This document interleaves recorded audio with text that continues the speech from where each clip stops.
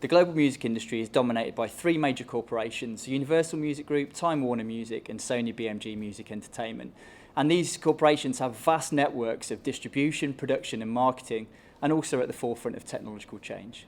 Given the nature of these corporations, there's long been a close relationship between the music industry and technological development. Take Sony, for example, a major producer of both technology and entertainment. From vinyl to audio tape and compact disc, each technological development has in turn provided high-quality audio playback, as well as bringing about economic benefits across the music economy. Following the introduction of the CD, for example, the music industry enjoyed about 15 years of steady growth in recorded music sales. Given the economic benefit coming from these previous technological developments, the internet was largely seen to be a good thing for the distribution of music. However, what we now know is that it would be the biggest challenge that the music industry would ever face in terms of its profitability. The MP3 format would fundamentally challenge the viability of the music industry in the form in which it had existed for many years. The copying of music on CDs into MP3 format and the subsequent sharing of this music on the internet would substantially undermine sales of recorded music, impacting directly on the economic viability of the music economy.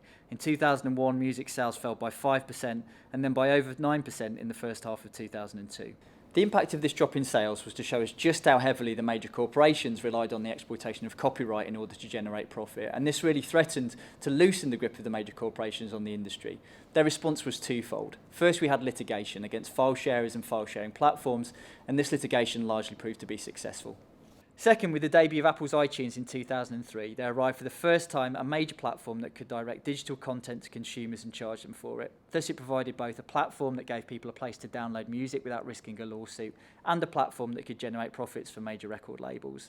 In 2008, iTunes became the largest music retailer in the US, and by 2011, it sold over 30% of the retail music market. This indicated a huge sea change in the way people were purchasing music.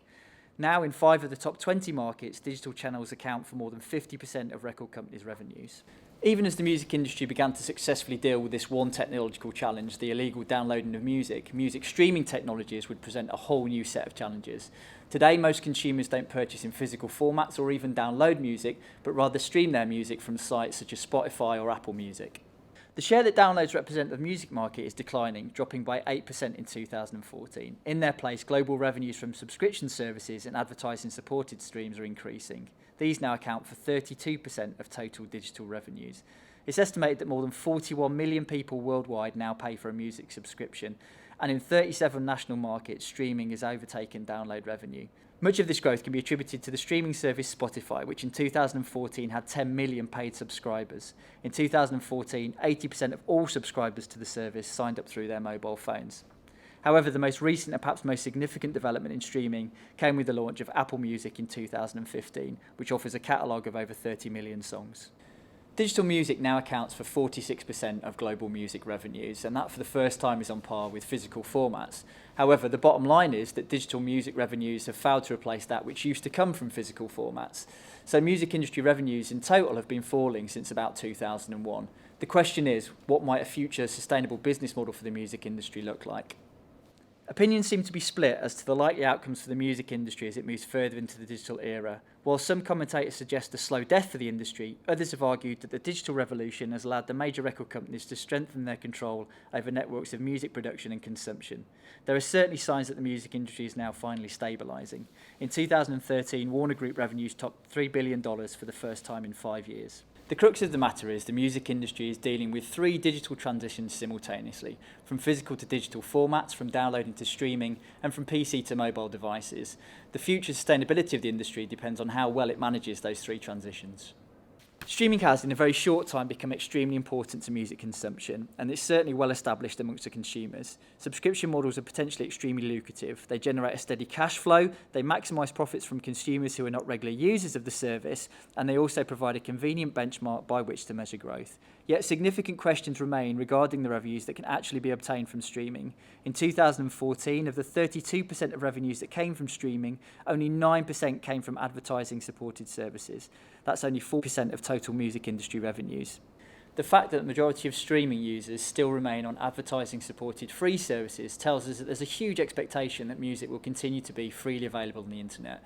The challenge then is this: how do streaming sites convert those users from free services to subscription services? Tricks that have been used so far, such as exclusive content and higher audio quality, simply don't seem to have been successful. All of this highlights the need to develop strategies to increase revenues from advertising-supported services. Doing so would tap into the revenue potential of the many millions of listeners worldwide listening to music subscription-free on the internet through services such as Spotify and YouTube, but who are unwilling to pay subscriptions.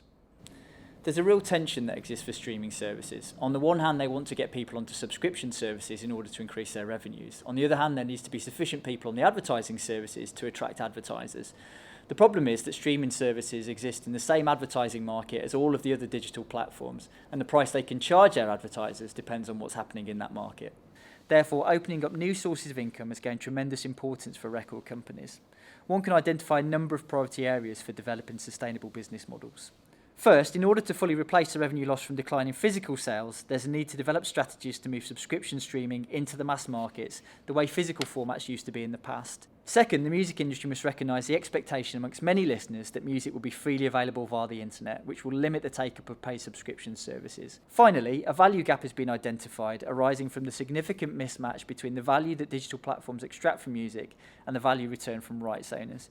This is one of the most pressing issues affecting the music industry. It very much therefore remains to be seen whether services such as Spotify that try to operate a revenue model that combines advertising and subscription revenues is viable or not. Whenever the business models of major corporations are severely challenged, as we're seeing in the music industry, the corporations inevitably take steps to reconfigure those models. In this case, we're seeing a shift in retail business models from music being provided as a product to the consumer to being provided as a service.